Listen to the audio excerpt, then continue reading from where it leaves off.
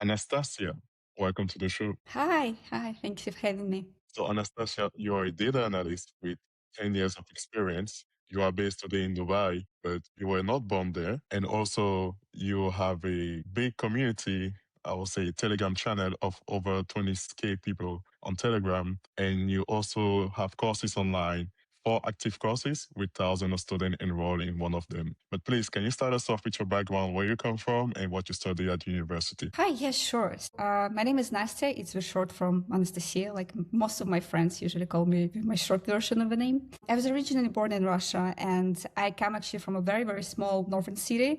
And it kind of like brings a different perspective when I'm currently living in Dubai, because it used to be minus 30. When I used to go to school, and now it can be plus 30 degrees by Celsius. So it's kind of a very, very different experience, with like all the changes. So yeah, regarding my probably like career and regarding my studies, actually like sometime at my high school, I understood that one of the things I really enjoy doing is building tables. I never thought that it can be, but it actually can be something, you can do for life. It can be a profession or something. Because I was like convinced that, if I like building tables, the only job I can do is like working in finance, something like that, just like pure, just building something in Excel, and that's it. Luckily, I got to the sociology, and I have bachelor in sociology. And I also had a data science minor. I was very lucky to get it at that time. It was a very nice combination because we were studying like computational social science. It was not the like the classic sociology as it is. We also had lots of programming, lots of data analysis, and that was about the time when like our lecturers, our teachers, they introduced us to data analytics. That it's something you can actually like build with data, some very interesting stuff, and it's not just the boring tables. You can actually create something very, very cool from it. So yeah, I think like my passion to data and my love to create something with like data and just working with data started back at the university. I remember like the first time we started working at it, we had some internal projects where we had to analyze Twitter data, LinkedIn data, like these kind of like social media platforms, and just to see like how people interact on it, who is friends with whom, like it's kind of like understandable from sociology perspectives, but it was so fun to see that this is something you can do. I mean, we had like some students who were analyzing players in Dota, some people were analyzing Stack Overflow. I mean, it was just fascinating. I had a more boring subject. I was analyzing more like bibliographical networks of universities, who is actually co-authoring with whom. It was way more boring than like Dota and Stack Overflow, but still, I mean, that was my part. Then I've decided to go to get my master's. I got my master's in human-computer interaction and information design, information systems, all kind of things. It was just about that time then I've learned how to use Tableau. Again, we had a course at the university where I was taught how to use Tableau. It was a very, very lucky again, I think. And yeah, about that time, I understood like the importance of building dashboards, not with just data and not with just data visualization in mind, but also in the way how people interact with these dashboards, how people interact with the final analytical products they're creating. So that's about my studies. I have one question for you. So you mentioned that when you were little or in high school, you were building tables. What were the table about? It was just like my desire to systemize everything, like to put everything into some kind of buckets, I'm not in the way, I don't have like this OCD when you have to systemize everything, but I really enjoy, like making an order from the things. So it was more about, like, okay, so here I'm going to build a table of, I don't know, like what countries I visited or like what I did during the day. So it was something very, very simple, but I just like, like I got this feeling that I really enjoy just taking a pencil and trying to draw the lines to create a table. Yeah, that's great actually. It's very unusual. I think in high school I didn't know Excel existed. I think I didn't. I remember it was just like I had this internal feeling that like tables are cool for some reason. It turned out that like tables and data. I mean, data is usually in the tables format. I think it was a good connection. Exactly. And so in university they were teaching you about Tableau. That's not very usual. How what's the story behind that? was very, very lucky with that. So about that time, I think it was like the second year we started to introduce computational social science to sociology. But you can not only analyze data with like interviews, surveys, and all kind of things, but you can actually use internet and web data to get some kind of sociological insights. And this is very like on the first stages. We're probably the only university where you could have get this kind of education at that time. And yeah, I guess we're just very, very, very lucky to have the professors we had and the lecturers we had. I mean, they're still friends with almost all of them. So they kind of gave us like a very, very good basement of like how to work with data, and that not everything is actually just about surveys and interviews, and you can just go deeper and dig deeper into all kinds of data. You can access. Which university was that? It's Higher School of Economics in St. Petersburg. St. Petersburg in Russia. Yeah. Okay, well, people, go to Russia if you want to learn data analytics in advance. This is actually a very good university, yeah. If I'm being honest, I'm not sure like if the educational program changed. I think it changed a bit like at that time, but again, I think I was just very lucky to be at the right time, at the right place to learn everything I could. If I think correctly, so you do your master's and you learn how to use Tableau in university, which is like a massive advantage. Where do you go to work from there? I think I started to work as a data analyst at my first year of master studies. I started my career as a marketing data analyst. And again, at the university, they taught us how to use R programming. And I think R is not that popular right now, but it was kind of popular like 7 years ago, 10 years ago. And this position of data analytics, of marketing data analyst, very required the R knowledge. And I was like, okay, I can do it. So yeah, I started as it started as internship, and again I had like an amazing mentor. And the one thing about like my mentor, she was about the same age as I was, but she started even earlier than me. So it was like amazing to see that you can actually like achieve these kind of things in your career at being the same age. So yeah, I started as marketing data analyst. My work pretty much included, building some automatic reports. This is about the time I learned about attribution models in marketing, how actually marketing works, and how all kind of like marketing touches are shown in the data. So yeah, this was my like a first position. Then I started like doing a little bit of freelancing, just building dashboards in Google Data Studio. I mean, it was Google Data Studio at that time. Now it's Looker Studio. And just like building some dashboards for our company, something very, very simple, mostly based on Google Analytics data. And then I moved to the position of product data analyst. I'm calling it a product data analyst, but it was actually just, Can I interject for a second? Just wondering. Of course. So you did the internship, and after the internship, you decided to do some freelance work. I did internship for 3 months, and then I was like on a full position there for some time. Yeah, okay. And it was like about the time, like when you're still studying, and it was about like I was in the middle of my master's. When you get this like summer holidays, you don't really want to go to work. And at the same time, I was still a student, so I had this opportunity to just take some of my work, move to like freelancing part. And I also was, at the time, I was also teaching at the university because we needed lecturers who would be ready to teach the same things other people taught us with R, Tableau, data visualization, Excel, all of that stuff. So we just had a very, like young group of people who was like teaching our people the same stuff our professors taught us. That is incredible, actually. It's the first time I'm hearing students still in university and teaching. How was the experience? It's kind of fun because, it was my first year of master's, and we were teaching. It was not on just me. We had like a group of like 5 or 7 people who just like advancing in data analytics and stuff.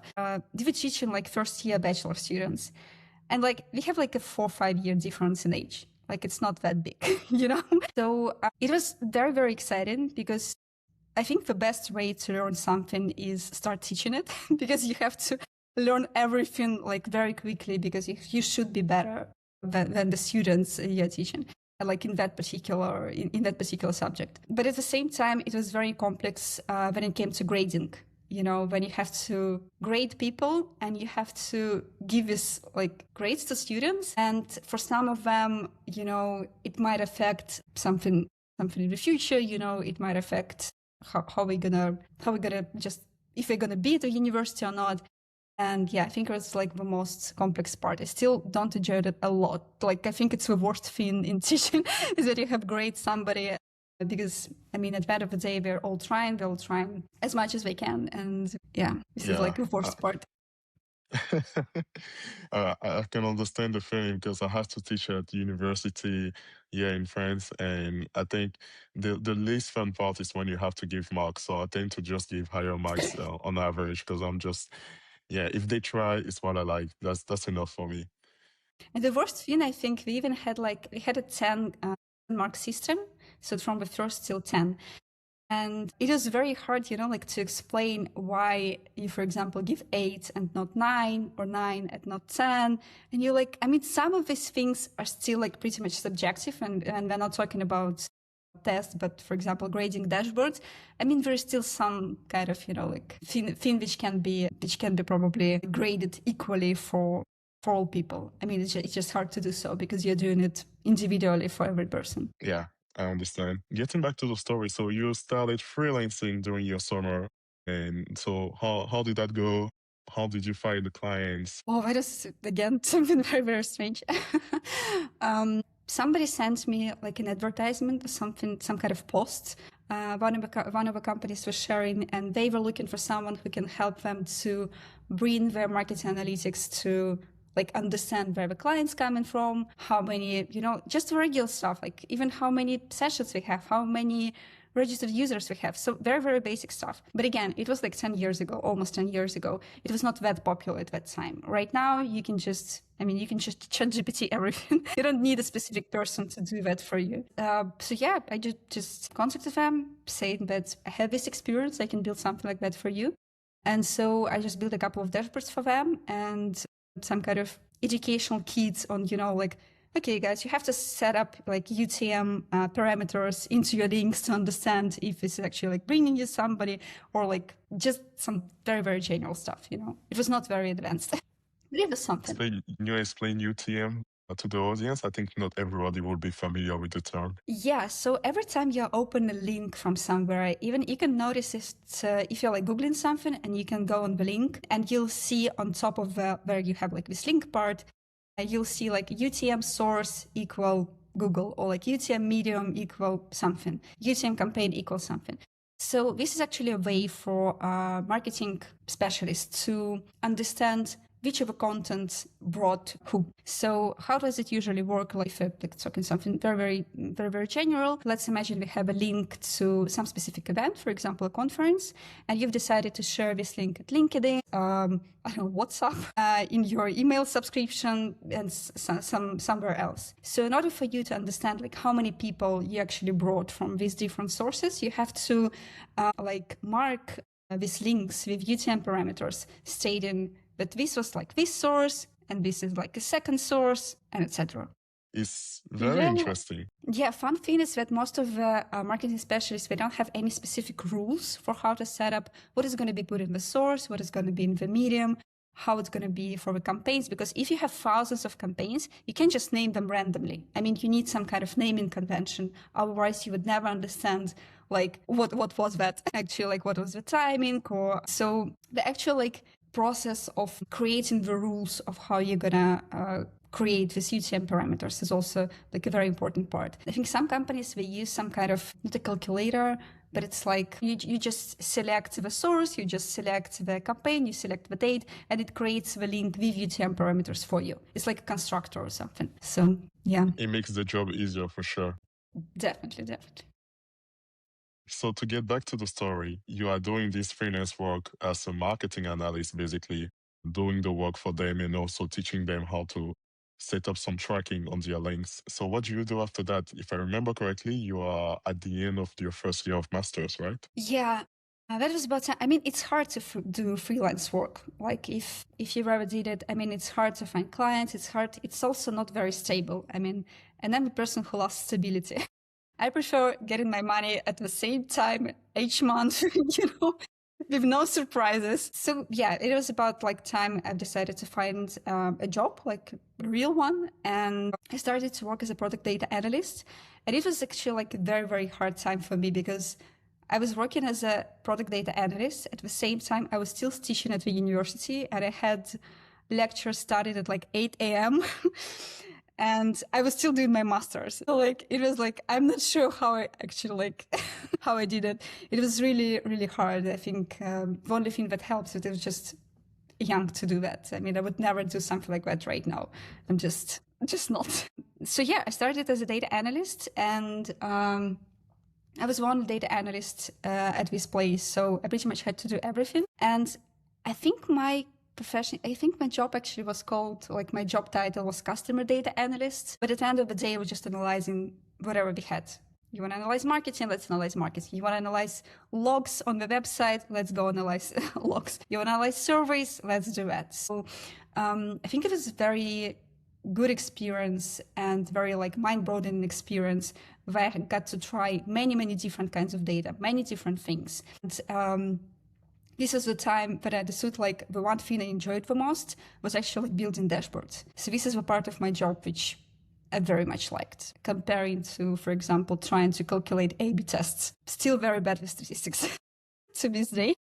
Please, for the audience and for myself included, actually, because can you try to explain to us what's the difference between a product data analyst and a data analyst? Yeah, I think it depends. It depends on the company, honestly. Big companies have a luxury to divide these job titles. You can have you can have a BI analyst, you can have a product analyst, you can have a data scientist, you can have machine learning engineer, you can have UX analyst. I mean, you can just get all kinds of different job titles because you actually have resources to split this kind of like labor, to split this kind of work between different people. The more common and more usable name is usually like a data analyst. And most of the data analysts were doing the job which BI analysts do, BI developers do, which data scientists do. I mean, it depends on the company and your skill set if you can actually do that. So I would say the data analyst and data analytics field is a very wide, and it can be just, like specified to more specific job titles. For example, product analysts, they're usually working with just product data, how people are using your product, and they're more focused on like user retention, customer segmentation, these kind of things. If you're talking about marketing analysts, we're usually focused on marketing data, on how you're like bringing people to your products, to your website, whatever it is. So again, that's like a separate profession, separate specifics, I would say. We might have like UX analysts. UX analysts are kind of similar to product analytics, but not at the same time, because they're more about like user experience and how people actually like use your product, and yeah, how it works. What else do we have? We have data scientists. Yeah, data scientists. Again, some people who are data analysts were doing like data science jobs, but it's more about, like predictions, more complex, I would say, more complex mathematical stuff. I even heard like currently we have like A/B test analytics. I mean, there's just so many things. So data analytics is a very broad field, and yeah, you can just try to specify in something very small, and you can become a very great professional. Small part of it, but yeah, at the end of the day, it is possible that in some companies we just need a full stack data person who can do everything. Thank you for this explanation. You just entered this company, you are doing a lot of different types of data work for them. You realize that you like creating dashboards. So what do you do from there? I think I got this feeling, I had to create a couple of dashboards at Looker Studio. And then I just got this feeling, that I can do it all day long. I mean, I'm not getting tired. I can just create a new one, and just start working with it. And at that time, I already had my Telegram channel. And it was kind of big comparing to our channels at that time, especially in the data analytics field. And my future lead, he actually contacted me asking if maybe I'm looking for a job. And I was like, let's talk. And this was a position for BI analytics in a very big company. So I've decided to take it because it was just like a very good opportunity to be able to work in this company, especially at that time. This is how I moved from data analytics to BI, to fully BI dashboards, all that things. Okay, but you mentioned your community on your Telegram channel. Can you just say a couple words about this? How you started this channel and how is it going today?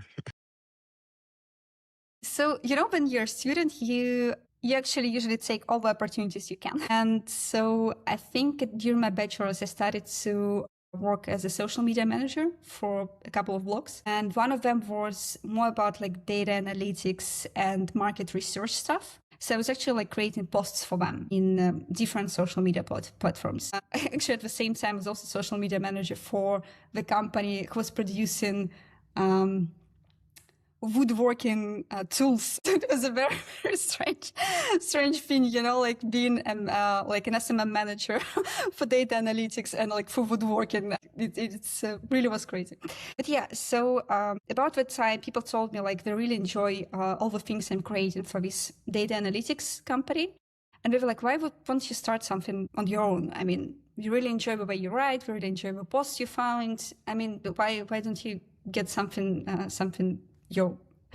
yours? And yeah, I've decided to do so. So I think, again, it was like at the start of my like data analytics career. And currently, yeah, it's a Telegram channel. Currently, I have 27,000 subscribers, like probably even more. And the cool feature about it is that there is no recommendation systems inside this platform. So it's not like on LinkedIn.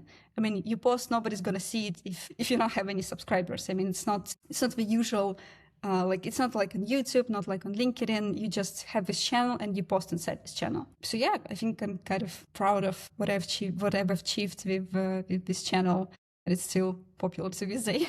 Yeah.